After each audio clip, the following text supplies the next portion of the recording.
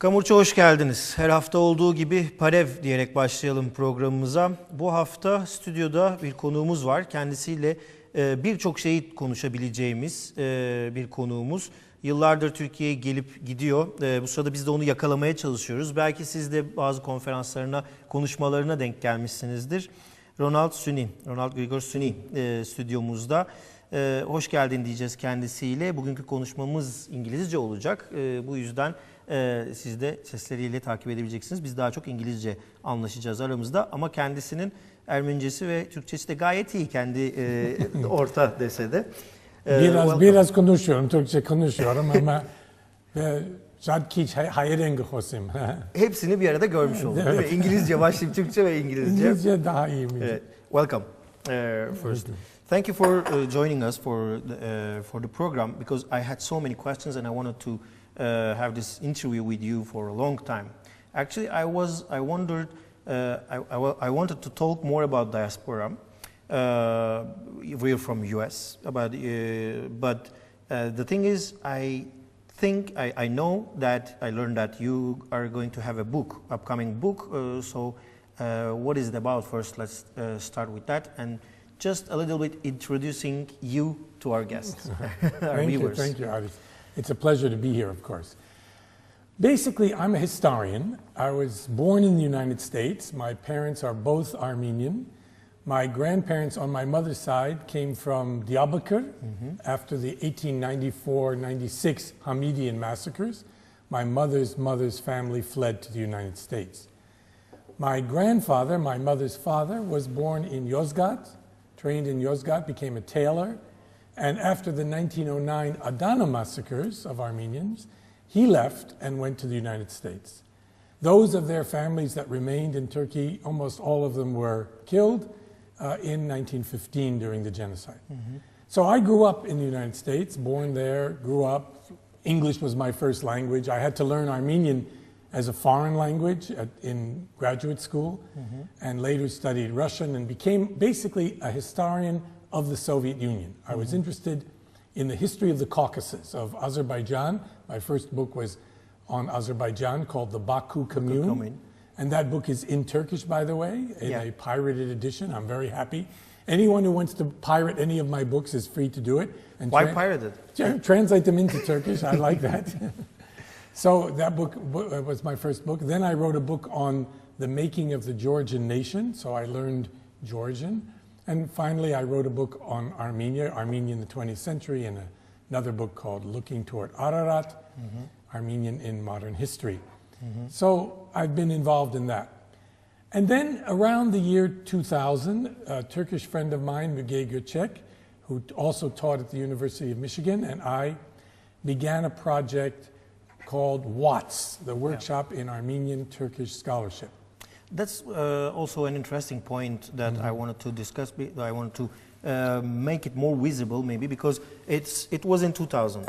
But actually, maybe our viewers will not know, because our program started in 2011, and it's before our channel founded. But what started the process? What were we talking before the program also is important. That first, Hrant Dink, when he had his passport, because he wasn't able to get his passport back from the Turkish state, when he got his passport, he came to U.S. first. That's and right. Your organization, WATS, was inviting him. So how that process was in U.S. and how you, because we and Turkish people, Turkish public, for Turkish public, it's a devil in diaspora, the Armenian diaspora. So how was the first this touch, even if it was over Hrant and there were so many other people in that WATS organization? Can you tell about that experience? Let me tell you the story of how it actually happened. So in 1998, a student of mine was teaching here in Turkey at Koç University. And he invited me to come to give a lecture. And I agreed to come, but I said, if I come, I want to speak about the Armenian genocide, which was a dangerous thing to talk about in those days, 1998. And he said, okay, you can come and talk about what you want. I'm leaving Turkey anyway soon, so it doesn't matter.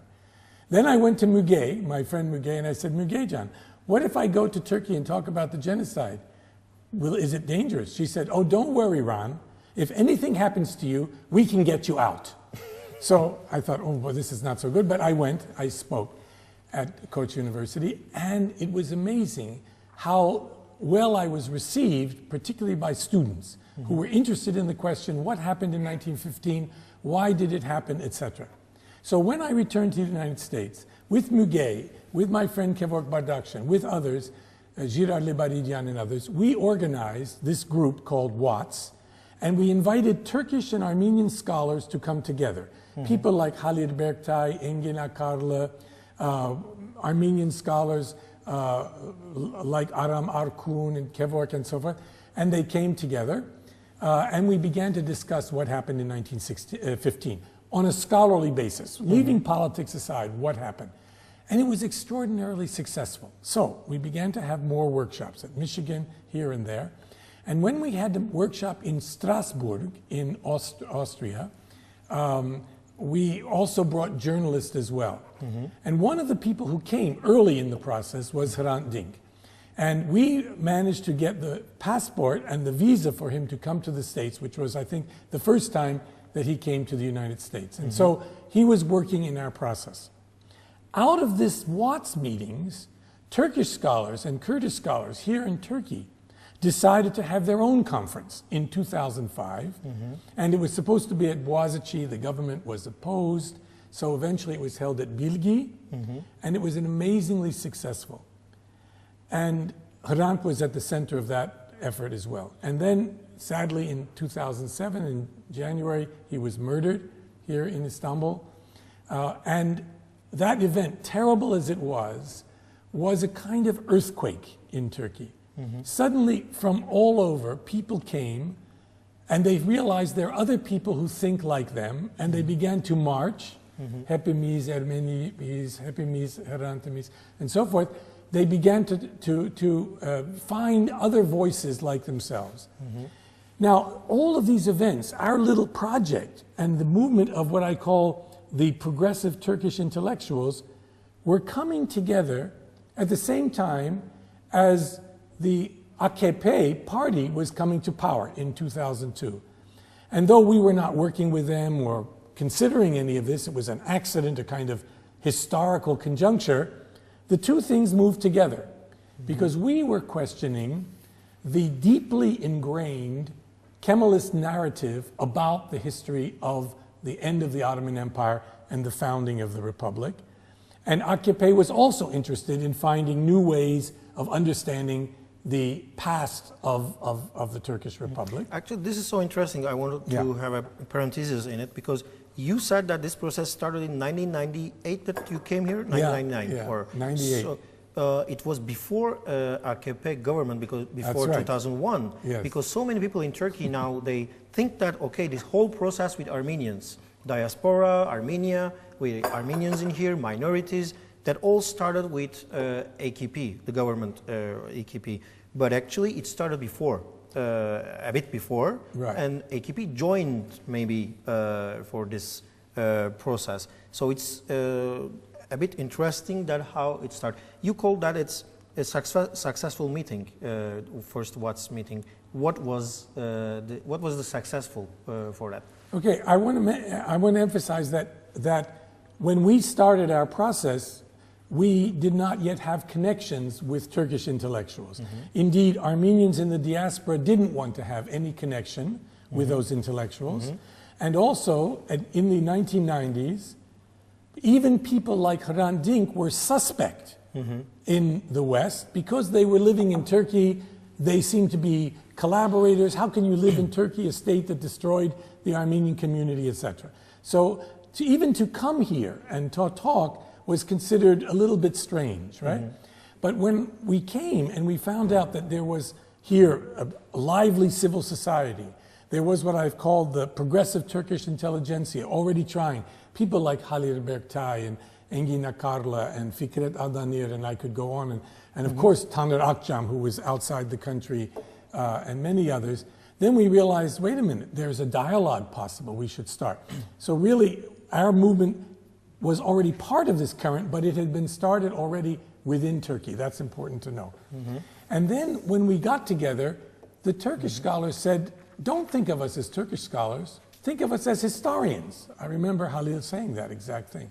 Think about, we're interested in finding out ourselves what happened and why. And so we began to create a historical record of those events, right? Now I must say, in the Armenian diaspora, there was, in America particularly, there was resistance to this. They were suspicious of why we were doing this. Why are we working with the Turks, these people who are supposed to be denying? The people we were working with were not denying. They were saying, we want to find out. We may not use the word genocide. That's a difficult problem, but we still are going to talk about what happened and why. So that was very important. So do you think that latest statement of the President Erdogan, Prime Minister Erdogan, was saying that, okay, the historical commission, he was mentioning about this, and also Turkish state organizations are always mentioning about establishing an historical commission to observe, to see what happened, to find out what happened. Do you think that this has also a common mentality? What you and what have the mentality? Because I think let's find out what's happening when you're saying it. I think it's a bit different than what Turkish state means now. Finding out. Absolutely, yeah. What is the difference, and what was it for you? Well, first of all, I think it's extraordinarily important that these issues be discussed, and they're already being discussed in the West, in Turkey, and in Armenia as well, right? So new and younger scholars are coming up, finding out new things. Here in Turkey, you have a lot of younger scholars who are studying Armenian and Greek, so they can actually do the whole history of the Ottoman Empire. They know Osmanlıca too. They know Ottoman Turkish as well as modern Turkish. So this is a whole kind of new development. And now you could have a commission or conferences in which people could come together and talk about the real issues without necessarily fighting with each other about facts and so forth. Because we have much more of a historical record than we had in the past. But this is still a difficult problem. All I do is I urge people to look at the documents. You can read, it's now available in German and in English, all of the documents of the German Foreign Ministry. The Germans in 1915 were allies of the Turks. So they had their consuls out in Aleppo and Erzurum, and they were reporting on what was happening. And they could see that the state, the young Turk state, was trying to deport and massacre the Armenians. And they resisted. They wrote about this. The German government, however, said, no, they're our allies. We mustn't make waves, make it difficult for them. They looked the other way. But we have these documents. It's not a problem anymore. When we are talking about the documents, that there are so many documents and reports from Ottoman Empire at that time, 1915, in European countries. But sometimes I think when they took some quotations, when Turkish historians, what I'm reading in here about the books, of course, I have to mention that the books about Turkish side in Turkey is much more than what's written about Armenians in Turkish. It's not balanced. But the thing is it right to look just for these documents from German Ministry of Foreign Affairs, or it's more important to be able to compare and read everything, like you said, in Ottoman, to be understand? Because in one part, for example, lately what I read in Turkish with a book published in 1980, just to make the noise against diasporan protests in 24 April, and it was writing, okay, even the Russians says that, okay, we need an Armenia. This is they took a quotation from 1950 from a Russian general, and he's saying, okay, we need an Armenia. We need an Armenia without Armenians. Right, there is such a point. So when you just took this quotation from it, it means something else. But we have to look for the whole report to be able to understand. So how this has to be? You know, I will say this, Aris. It is very easy to write bad history. All you have to do is carefully select what you want to prove a certain thesis. That's easy. And there are many people who do it. And unfortunately, the Turkish state and its official historians for a long time did the same thing, right? And on the other side, Armenians also, though they're defending the victims of this terrible event, the genocide, also did not look at the entire picture. But much of that has changed now because you have better work, more serious research, looking at all the documents. You now have Armenians who know Turkish and Ottoman. You have Turks who are learning Armenian and Greek, as I said, and they can look at the whole complexity of the events. Let me just say a few things about these events. First of all, we now know that the young Turk government, that is Talat Pasha most particularly, Enver and Cemal to a lesser extent, decided in March of 1915 that they would deport Armenians because they believed Armenians were allied to the Russians, were aiding the Russians, and that the state was in danger. So they made an argument from national security to deport the Armenians, right, from the frontier. Now, what they, first of all, they did was exaggerate the threat of the Armenians. Some Armenians were fighting on the Russian side. The great majority of Armenians in the Ottoman Empire, including all the political parties and the church, all the leadership, was for fighting for the Ottoman Empire. And indeed, tens of thousands of Armenian young men were mobilized by the Armenian political parties and the church into the Ottoman army to fight against the Russians.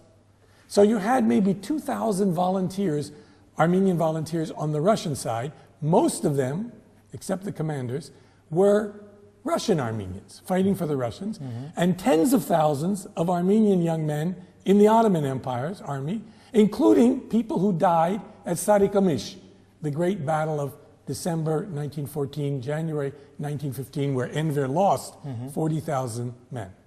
But after losing that battle, the Young Turks decided it wasn't us who lost the battle. It wasn't us who sent these young Turks and Armenians hundreds of miles on foot into the mountains of Sarıkamış, but it was those Armenian volunteers on the other side who caused us to lose this battle. And therefore they began to take the Armenian soldiers out of their army, take their uniforms away, take their guns away, and form them into amile tabulare, work battalions, labor battalions, and eventually to kill them, right? So by doing that, they have disarmed the Armenians. And now they have women and children and old people that they can deport. So the deportations were not simply strategic. They came out of a very paranoid mental set, what I call an affective disposition. That is an emotional universe in which the Young Turks have now constructed the Armenians, imagine the Armenians as a threat to their state who have to be eliminated. And that's the beginning of the genocide. What you're telling about this history, that that's also the selective, maybe the memory, because all the time in the educational system in Turkey we are just learning that how many people were fighting, how many Armenians were fighting against Ottoman Empire with the Russian army. And what you're telling, that also a comparison that, okay, like if you're in States now, you're going to fight for States army, and how Armenians are making their military service in Turkey and going other places for their service. And this is a selective memory which gives us all the time about Sarıkamış and history. But how, and you talked about the writing the bad history is so easy. Yes. So how are we going to, I'm not going to be able to write about it, but how this is going to be shaped within to a good history? It's already happening. It's already happening. It's happening here in Turkey. It's happening in the West. I hope it's going to happen more in Armenia as well. It's already, young Armenians are starting to look at this complexity. Historical events are not easy. They're very complex. And you have to be careful how you use the documents. But I can tell you that there are wonderful historians now, younger people, some older like myself, who are looking at the whole picture and beginning to see these complexities that I'm telling you about. For instance, Armenians have often looked at Armenians simply as victims, just victims, not as actors, not as agents who are determining their own destiny, but simply victims who are destroyed by the Turks. The Turks look at themselves, imagine this, they are the ones who run the empire, they look at themselves as victims too. We're victims of these exploiting Armenians, these treacherous Armenians, and of the Western powers and Russia who are trying to destroy ourselves. So you have two nations which see themselves as victims. But each of them is actually acting and trying. And the most interesting thing for me is that the Ottoman Empire was a cosmopolitan empire in which non-Muslims, like Muslims, wanted to live together. So Greeks, Armenians, Jews, Kurds, Turks, Laz, Arabs were all going to live in this empire together, and they were Ottomans, they were Osmanlı, right? And most Armenians wanted that solution, but they were being hurt by the lawlessness in Eastern Anatolia, particularly at the hands of tribesmen, many Kurds, some of the nomads, etc. And they wanted two things. Armenians wanted two things. We want to stay in the Ottoman Empire, but we want reforms. We want some protection in Eastern Anatolia. And in 1914, they got it. There was an agreement between Russia, Germany, France, and England, and the Sultan's government for these reforms.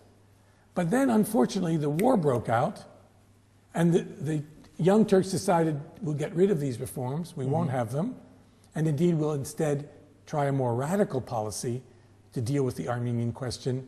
We will get rid of the Armenians themselves. And if we get rid of the Armenians, then there's no Armenian question. We don't have to worry about separation anymore. Do you think that they succeeded in their policy in this? Getting rid of Armenians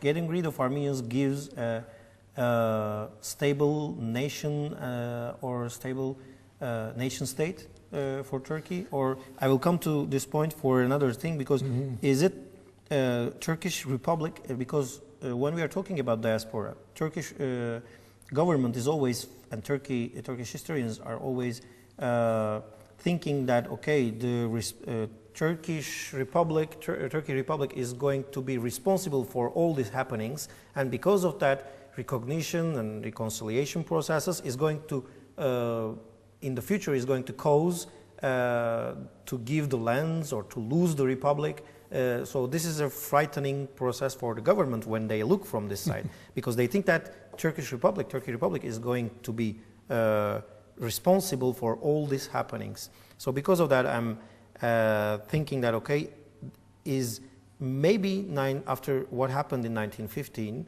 it caused an unhealthy republican process for it. That's an interesting way to put it. I would say, let's think of what the consequence of this event were. So, if you are a Turkish nationalist, and you believe Turkey should only be for Turks, whoever they are, however we define Turks, and remember, Turk in 1900 meant a low-class country person. So the 20th century was a period in which the state, the Kemalist state, made Turks. They created out of many people Turks, right? And they even said Kurds were kinds of Turks, right? They were mountain Turks or whatever. So the first consequence of the genocide was that you eliminated the most cosmopolitan, multicultural society that existed in Anatolia. You actually, at the same time, eliminated civil society, much of the bourgeoisie, much of the complex peoples who made industry and commerce. If you get rid of that, then you get, what power is left to make the new republic? Only the state. And so you have in Turkish history, after the genocide, after the removal of the Greeks in 1922-23, you have then only the state to make the new republic. And you're still dealing with that problem. You have a relatively growing civil society, but it took 100 years, and you still have a very powerful state and dealing with devlet and also derin devlet. You have these kinds of problems as well. So yes, you made a kind of Turkish national state, in a way, artificially, but at the moment you have other problems, because you have Kurds, You have huge number, millions of Kurds in eastern Anatolia. What used to be Armenia is now Kurdistan. Yeah. Van was an Armenian city. Diyarbakir is where my grandmother came from. Now it's Kurdistan. And how are you going to deal with that? Are you going to impose a kind of Turkish ethnic nationalism on them? Or are you going to recognize that this is still a country with many different peoples? What I find most exciting in Turkey today, and maybe this program is a good example of it, is the way in which people are discovering that they have many different ancestors. Every time I go in the cab with a Kurdish taxi driver, he says, "Ananem Ermeni." You know, everybody seems to have an Armenian grandmother nowadays, right? And this new discovery of the grandmothers, of the fact that hundreds of thousands of Armenian women and children were converted into Islam and grew up in Arab, Kurdish, and Turkish families, are now discovering their past. This kind of new Ottomanism, neo-Ottomanism, it seems to me is a very healthy and progressive process in the new Turkey. That's interesting. I wanted to talk about your upcoming book. I wanted to pass to there, but also before that I want to have some opinions about being diaspora, boarding in there, coming Turkey, visiting here, and it's so important for us, your opinions about what you see now in Turkey, but also being diaspora is also, the Armenian diaspora is something for Turkey that they're discovering now. For example, the Ministry of Foreign Affairs started to use the words for the last 5 years that, okay, this is our diaspora also. But they're just covering some parts of diaspora or not. In Europe, it's different. In US, they're different. And we also, with the interview that we made with Taner Akçam during this program a couple of months before, he told us that we have the information that Turkish Ministry of Foreign Affairs, some of the politics, some of bureaucrats were talking with Armenian diaspora in US, but saying that, okay, we accept that this is a human crime, what happened in 1915, but we are not going to be able to use genocide word, for what's happening because the public is not ready yet. Turkey public population is not ready yet. How diaspora, Armenian diaspora, looking to Turkey from US? Because yeah, Europe is more close to us. Because of that, maybe we understand Europe. We hear news from Europe, but US is a political. They have political togetherness with Turkey, but we don't hear much about that. And also, I'm thinking, is it right to make a separation between Armenians like diasporians, Turkey, Armenia, or it's not right to do that because you know all these three countries and Armenians in there? First of all, there's no single diaspora. Diaspora doesn't have a state. That's the idea of diaspora. It's spread out. It means scattered, right? And even in America, there are different parts of the diaspora. So there are people who are very closely affiliated with the church, who may not be that political. There are people who are affiliated with the Dashnag Suchun, with the Armenian Revolutionary Federation, who are much more nationalist. There are people, my own family, these were not many like this, but there were some, were left wings. We were called Haraj Dimakan, which means progressives. We were kind of pro-Soviet. Well, there's no Soviet Union anymore, so that's over, but there were many different kinds of groups. And today as well, you cannot generalize about a single diaspora. Very often in Turkey, I find, when they want to deal with the Armenian question, they demonize the diaspora. They say, the diaspora wants this and so forth. Now, many elements who are most vocal in the diaspora are even sometimes more nationalist than other Armenians. They're more interested in certain kinds of questions, more anti-Turkish, etc. Most Armenians in the West probably have very bad feelings about Turkey because they don't know Turkey at all, right? And as I said before, they were even suspicious of Hrant Dink until he was martyred in 2007. But this is changing.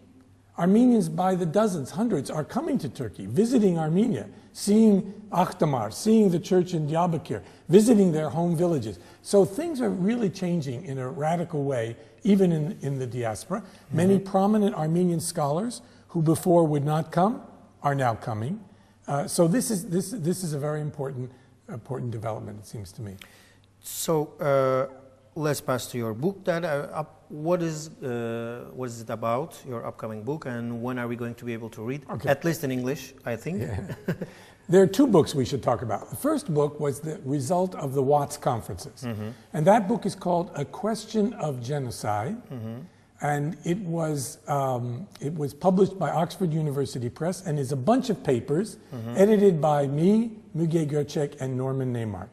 That book has been translated by Tarih Vakfı and will come out in Turkish early next year. So people can read some of the results of our meetings there. Also, they can share the experience, they can understand the experience that you had in the books. Right. Now, after I had written that book, I thought, okay, I've written about the genocide, that's enough. But then Princeton University Press has a series in human rights, and the editor of that series, Eric Weitz, asked me if I wouldn't write a small book on the genocide. So I began to work based on the materials I have and the languages I know and so forth.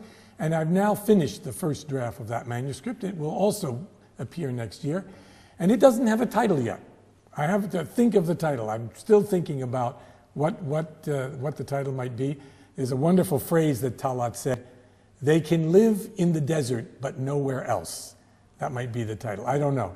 It's about the Armenian genocide, about the events, and about the history of the Turks, the Armenians, the Kurds, and the empire that ultimately would choose to destroy one of their subject peoples, the Armenians, as well as their close cousins, the Assyrians. We must remember there was also an Assyrian genocide along with the Armenian genocide. This, when we are talking about Syrian genocide and the deserts, I'm always remembering Raymond Kevorkian's book, which came in Turkish last year. It was about placing the placing on the map where genocide happens, and it's exactly coming to your words, which you mentioned, to Talat Pasha's word. They can live in the desert and nowhere else. So when we are looking for this, sometimes they call it deportation, but when we are looking for these happenings in 1915, can I have some words that how are we going to deal in Turkey about this process, what's going on? We talked about historians, young historians, they're working on it, but how can we go one step forward after this? Because yes, Turkish people, some academicians are learning Armenian, Armenians are learning Turkish. There are much more exchanges between the countries even, and between Armenians and Turks, but what's the step beyond, let's say? Aris, it's already happening. It's already happening. You think about your foreign minister, Davutoglu's visit to Yerevan. Yeah. You think about Prime Minister Erdogan's statement about condolences. Some people say it's not enough. They don't say genocide. Well, even Obama doesn't use the word genocide. He calls it metzieren or aret or something using Armenian terms about catastrophe, disaster, and so forth. I'm not the kind of person that makes a fetish of the word genocide. I think it was a genocide. I think any conventional definition, it was the targeted killing of a specific people, two peoples in this case, by a government, mass murder. So it's a genocide. But I'm not worried about that. It seems to me some important steps have already been taken. When Prime Minister Erdogan said that we want to express our condolences for the tragedies that happened to the Armenians. That was a step forward because before this, they accused Turkish official historians and the Turkish state accused the Armenians of being traitors, hain, davacan. You don't give condolences to traitors. You persecute traitors. If you are now giving condolences, that means, no, these were our subjects who were mistreated, badly treated. A crime was done to these people, and we express our condolences. That's a step forward. Is it enough? No. Turkey still has to face its history, as Chancellor Merkel said to Prime Minister Erdogan when he visited Germany. You must look the history in its face and recognize what happened, how the empire ended, how the republic was founded. and then you'll free yourself. And then again, we can live more or less peacefully together in this multicultural society. As a last question, I want to also talk about a bit, what do you think about this other governments? What do you think that, what is the role of other governments in the world on this issue to, let's say, peace process between Turks and Armenians and Turkey and Armenia? What are their roles? What can be their roles, or do they have any roles in this? Because every 24 April, when we are hearing that, okay, Obama going to say genocide, or even this, when Sweden or Switzerland was having this deal, I'm remembering a sentence which I heard from 111-year-old Miss Aravni from Marseille. She was telling me, okay, is it going to, they're voting, they're using the word or not, is it going to prove that if me and my mother was raped or get out from Bursa and came to Marseille? What is going to change if they say yes or no?